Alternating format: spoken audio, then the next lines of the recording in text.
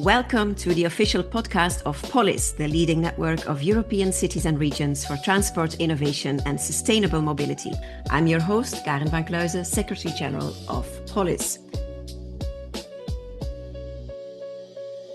In this series, we bring you closer to the cities and regions leading the sustainable mobility transformation in Europe. We speak with political leaders, city practitioners, innovators and change makers from across our network to hear how they are shaping innovative, sustainable mobility solutions on the ground. We will take a deep dive into local challenges, solutions and lessons learned with the real voices of the people making mobility better for their citizens.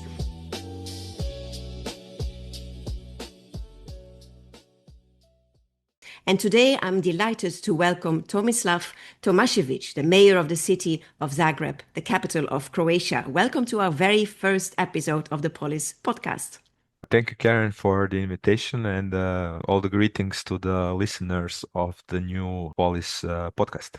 Yes, so we're very happy to have you as our first guest. And you are, of course, also an active member of the POLIS network. So we've been following with great interest what is happening, the big changes that are happening in the city of Zagreb when it comes to sustainable mobility. And we'd love to learn a little bit more about that today, how you and your team are changing things on your city streets. And I can imagine that an important framework for that paradigm shift that is happening in transport is the Sustainable Urban Mobility Plan that is in the pipeline. Can you tell us a bit more about that? Right. As you said, the transport policy of Zagreb was quite old-fashioned for a long time. There was no really enough importance put on public transportation and sustainable mobility, but also transport innovations, as you say. And of course, the best thing to change that is through systemic approach. And for that, you need strategy. And Zagreb is preparing its first sustainable urban mobility plan. As you said, it's in the pipeline. And with this, we want really to integrate transport with spatial planning, which is really important, as you know, especially with the goal to modernize, to increase efficiency of the public transport, but also of cycling and pedestrian infrastructure, better parking management, I would say, and also strengthening, especially intermodality. We have trams, we have buses. We don't have enough, I would say, connections with the rail, which is definitely a huge potential for the city. And we want to tap into that. And of course, the public bicycle system that we just introduced last year, and it's already a great success. So this is definitely, the vision, and it's this kind of systemic approach, and the strategy will be definitely better for this change, which is, as you all know, I mean, not an easy change for any city in Europe, but definitely needed one. Absolutely. And also the European Commission has revised the Trans-European Transport Network regulation, which includes the development of a sustainable urban mobility plan for over 400 urban nodes across Europe, which of course includes Zagreb as well. So are you supported by your national government to make that happen? Because I'm sure it requires investment and funds as well to make this happen. Well, if you ask any mayor of the European city, they would say, well, there's a lot which is expected from the cities in terms of climate transition, and with that, of course, goes hand in hand the big changes in transportation systems, and for that you need financial resources. And I'm sure there will be no mayor who will say, well, we have enough financial resources, and especially because most of the EU funding goes through the national government. That is also something which all the European cities are in agreement. I mean, actually, Zagreb is also a capital city, and we have a declaration by all 27 capitals of all 27 EU member states, where we are trying in the next multi-annual financial framework that there's a direct access to EU funding for cities. So I can say that, with some things we are satisfied in terms of cooperation with the national government. With some things we are not. Maybe with things that we are satisfied is, for example, investments in the new tram fleet in the city of Zagreb. have bought 20 new trams, and another 20 are on the way, and they should arrive by 2027. And we are now in the public tender for additional 20 trams. And the first 40 trams that I mentioned are EU funded with cooperation with the national government, almost 100%. I mean, and that's big, definitely. It's very important for the city because, of course, trams are not cheap investments. But there are some things where I think we should do much more and we should have a better cooperation. And I see some new developments recently in the last month, which give me some optimism.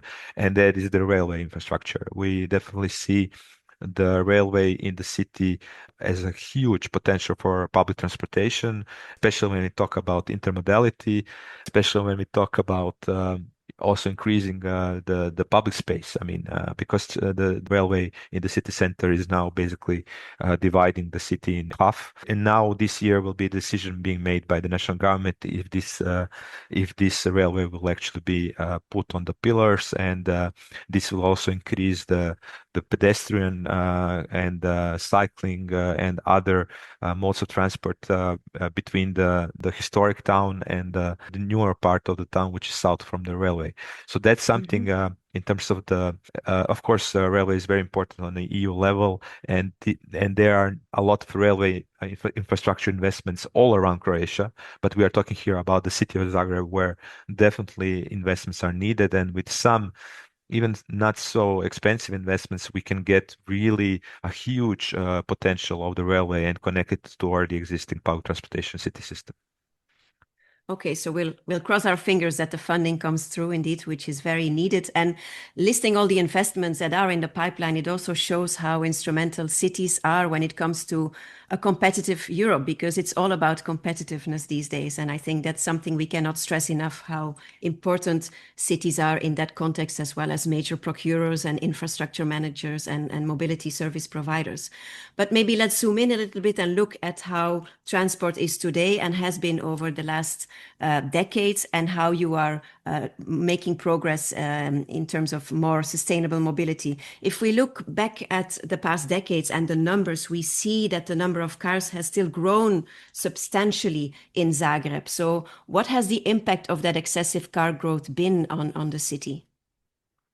Of course, I mean, the impact was ever increasing congestion. Of course, we can also talk about the quality of air, which transport is not the only contributor. We have maybe even more contributions to air pollution from the fossil fuel heating systems used still by the households, and we are doing energy poverty strategies on that and policies.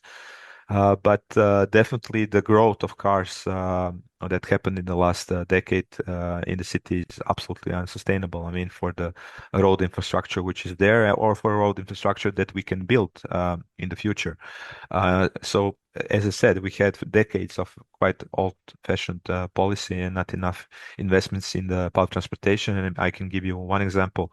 We are now this year finalizing a new track for the tram in the southeast part of Zagreb, and this is the first new tram track after more than 20 years.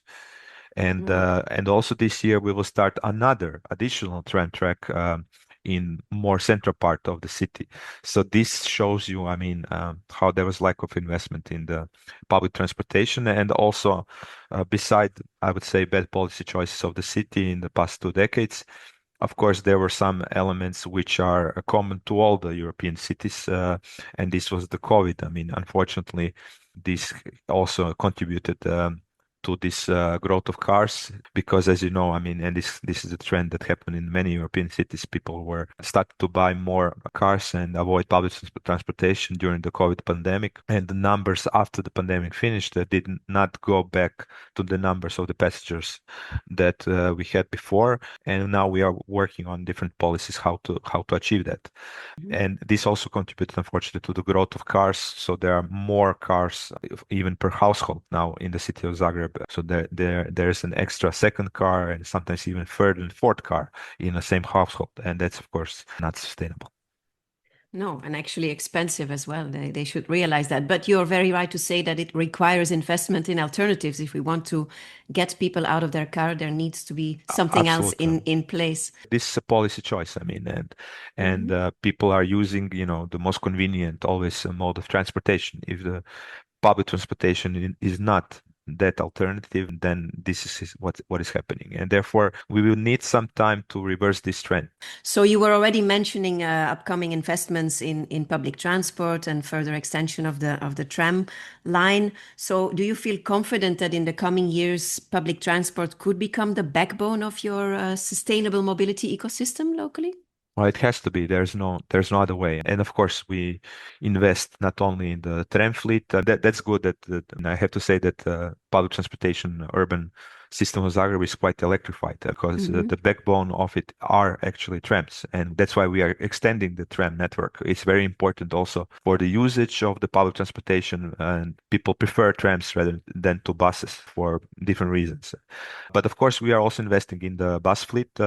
We have a 10-year plan to transform the whole bus fleet into electric buses. And we had a pilot project with just 4 electric buses that we were testing for mountain, hilly parts of the city in terms of battery autonomy, how they will work in different temperatures in the winter and summer. And the first fleet of more than 60 electric buses is coming this year. It's also funded by the EU funds with Hmm. cooperation with the national government. But this is just the beginning of this electrification of the whole public transportation system. We are also building new depots for buses because, of course, we have to change the whole charging infrastructure for electric buses. So we are actually working on 3 different depots in 3 different parts of the city. Geographically, obviously, this is more optimal for charging the buses. And basically, the idea is to have 500 electric buses in the next 8 years. Wow, so that's impressive. And do you find those electric buses on the European market? Do the manufacturers in Europe deliver these buses, or is that a problem?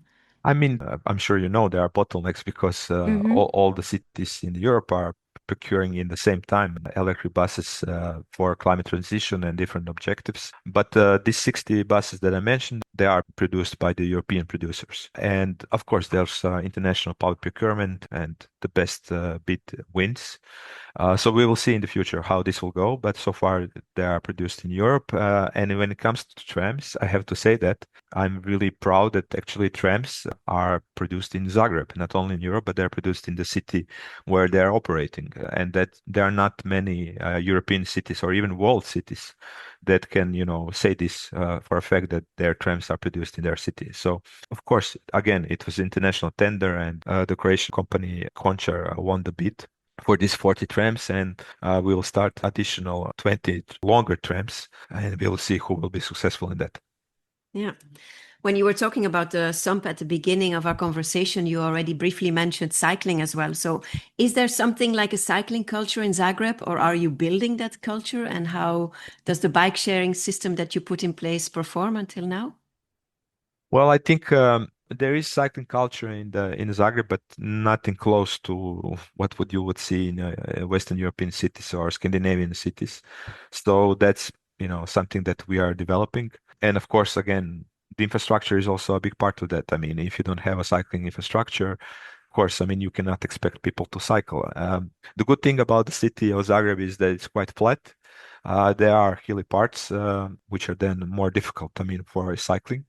But in last 5 years, I mean, we are definitely investing in the cycling infrastructure as much as we can. I mean, we have built around 35 kilometers of cycling tracks. And of these 35, 25 are completely new. And of course, we are changing the standard. So these are not any, as before, painting the pavement and saying this is a cycling track, but real, separated cycling tracks from the other transportation, especially car traffic. And also, we have built thousands of cycling parking stands. But I think the biggest change came with the public cycling scheme that we started last year. It's called BICE. It's a partnership with a private company, again on the public tender. But we decided not to have advertisement on these bicycles like many European cities. So they are blue, like the blue trams. We also don't have any advertisement on the trams. We don't have any advertisement on the buses. They are in the blue color, which is the color of the city. And this is also now true for the public cycling system. So they're also in blue and they are very visible wherever you go. You can see the blue trams, the blue buses, and the blue bicycles, which is then also kind of reinforcing the idea that they are part of the public transportation system. And especially unlike some European cities, of course, we developed this to be used for the citizens of Zagreb, not for tourists in this in the wider city center. So we very much prioritize the stops for public cycling system which are in the neighborhoods. So we have around 200 stops, and to be honest, the reception of the public bicycles was even better than we expected. The growth was really so fast with 2,000 bicycles that we started, that now we are adding another 1,000 bicycles in the next few months. And we have also accepted many changes from the users. The good thing is that we are not using the docking stations, but we are using just the GPS, so people can leave them on designated stations without any kind of docking process, which makes them more user friendly. And also for us, it's much easier to optimize the stations, because then we can just see if some stations are not performing well and they're not used. We can easily just move the stations to the other parts of the city. So far, I mean, I would say so good. And we are now introducing some new changes like cargo bicycles in the public cycling scheme. So I think this was really well received by the citizens. And that's really important, because now we have more and more users, which now demand better cycling infrastructure, which also then makes the whole transition easier politically. Well, that sounds like a great success story in the making. And you were already mentioning, indeed, the need for dedicated infrastructure as well. And that brings me to the safety topic, because, of course, safety and sustainability need to go hand in hand. And if we look at the numbers for Croatia as a whole within the European Union, they're not good. And they're indeed amongst the worst countries in terms of road safety casualties. So what else are you doing to also improve this locally within Zagreb, through speed management, for example, or more pedestrianization, better infrastructure? Yes, of course, we prioritize pedestrians in terms of the reconstruction of different transport infrastructure compared to all the other modes. But also, I have to say, that's also one area where our competences as the city are not, in my mind, good enough, because the biggest competences in terms of road safety is actually on the national government level. The city of Zagreb doesn't have its own police. We don't govern the police like some European cities or many American cities. So here we are kind of cooperating with the national government. And I think in safety, especially in road safety, for some kind of innovations, I think there's a lot of space for improvement there. And hopefully with the changes of the law on road safety, some of our proposals will be taken and adopted in the national parliament, which will then be important not only for sustainable mobility, but also for road safety. But what we can do, so actually any kind of transportation which is, let's say, in motion, is the competency of the national government, even though it's in the city. So even when, for example, the cars are violating the designated lanes for public transportation like trams, and therefore slowing down the trams, we cannot intervene. We cannot fine these car drivers. It's all competency of the national government. But what we can do, of course, is the design. And this is what we are doing. And we are especially expanding the 30 kilometers per hour speed limit zones in residential areas to slow down the speeds. So we avoided this really fatal accidents, because as you know, there's a small difference between 30 kilometers and 50 kilometers per hour in terms of the speed. But there's a huge difference in terms of the safety of the pedestrians and especially children. And that's why we're doing this. No, and it is another also example of how important it is to have the right competence at the right level of government. So unfortunately, even though we expand these speed limits, again, if the speed limit is respected or not, we cannot intervene. It's again the police. Our competencies in transportation in terms of fines are only in the parking policy. When we talk about safety, there is an innovation coming our way, which very often uses the argument of improved safety as well to justify its introduction, and that is automation. So no longer human drivers in the car, but a machine that is respecting all speed limits and all traffic rules. In fact, it's a very timely conversation to have, because Zagreb ends up being the first European city where robotaxis are being rolled out on your streets. So how do you think this innovation fits your policy goals and can become a good part of your local mobility ecosystem?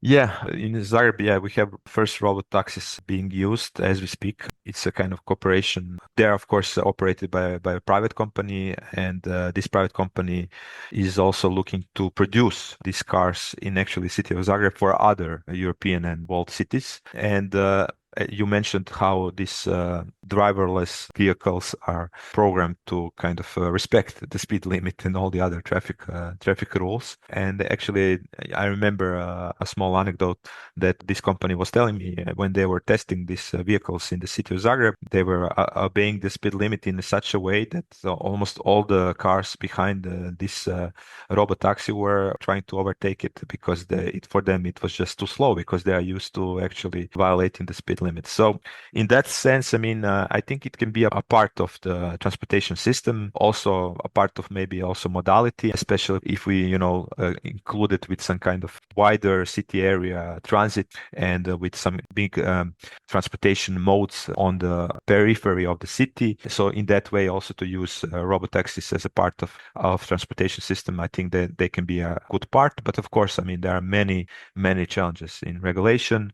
There are many challenges in infrastructure because they are also designed not to break any rules when it comes also to picking up passengers and to also leaving passengers on the designated at the end of their journey. And for that, they need to be able to have stops. And the usual taxi drivers do not do that. So there are many challenges also related to this. But yes, we are working on this.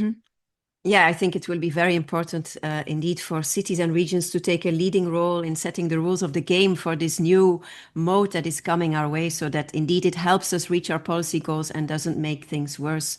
For example, in terms of having more kilometers driven because travel time is perceived differently. So let's also work together on defining the right way to introduce this innovation in our cities and regions. When we talk about robotaxis, when we talk about automation, of course, we talk about connectivity, we talk about digitalization. So generally, also, there's a major revolution happening in the transport field when it comes to data, AI, digitalization. Do you feel ready as a city to deal with that new digital layer on top of the physical infrastructure? I mean, in some way we do because we have just opened last year the automated traffic control headquarter, let's call it like that. It's a center for automatic management of transportation. So basically, Zagreb has around 500 crossroads with traffic lights. And on almost 200 crossroads, we have introduced smart traffic lights, and we are now able to track not only cars and numbered traffic live, but also all the other modes of transport, from pedestrians to trams to public buses, bicycles, etc.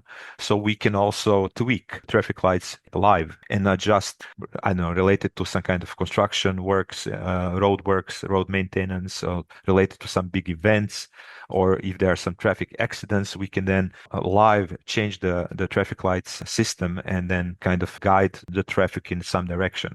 But this is just the first phase because with the second phase, I mean, AI will do that. Now we use operators to see if they can tweak and to react on problems. But in the future, we're also working on the public tenders for software to scale it to the second and then to the third level of automation. And that will, but also I have to say this, it's not just, of course, to make the transport in general smoother, but also we will use this to prioritize the public transportation. So, for example, we are finishing by the end of the year one big project on one really important street with a lot of tram lines where actually the traffic lights, whenever the tram comes near the crossroad, the traffic lights will prioritize the passage of the tram comparing to all the other transportation.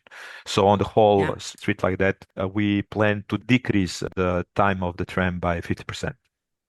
Okay, now that's very good to hear, because traditionally the old school traffic management was all about throughput and smooth traffic flow for cars. And of course, this is not what we are looking for right now. So very good to hear that. Let's move again from technology to people. So you've been mentioning all these changes that are happening in your city that are still in the pipeline as well for the years to come. How do you make sure that when you go through this major paradigm shift, you don't lose anyone along the way, that you include everyone in this paradigm shift so that you don't leave anyone behind, basically? In first, I would say affordability is really important for us as a topic when it comes to transportation and public transportation. And here I have to say that now City of Zagreb is subsidizing the price of the public transportation by 90%. So it's only 10% which is paid by the users of the public transportation. And actually, we have now big parts of the city who are not paying anything. So basically, we now have around 150,000 people who are citizens of Zagreb who don't pay anything in terms of public transportation. First, we have introduced it for all the people with disabilities, and then everybody who is older than 65 years of age, all the senior citizens, and then we introduce it for all the children and secondary school students. And gradually, the plan is to go on and one group after another to introduce into the free of charge usage of public transportation. When I say free of charge, that means, of course, from the city budget, from the taxpayers. I mean, because transportation is really important, even for other free of charge public services like health or social service.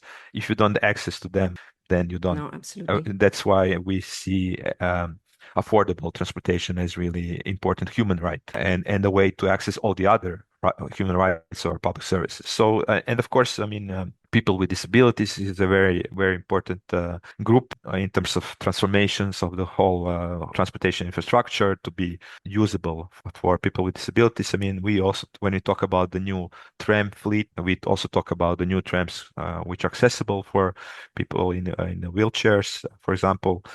But also senior citizens who are then more difficult to climb to this old type of trams, which are elevated. And in terms of accessibility, unfortunately, the city of Zagreb is the only city, as far as I know, in the whole country that has special transportation for people with disabilities. So we have the public transportation companies operating the fleet of vans, which are especially adjusted for people in the wheelchairs, and they are used based on the needs on calls. And of course, we want to increase that number, the whole fleet, to make the service more accessible for people with disabilities. But as I said, I don't think any other city in Croatia has that. You mentioned affordability, which is definitely important also in the current economic climate.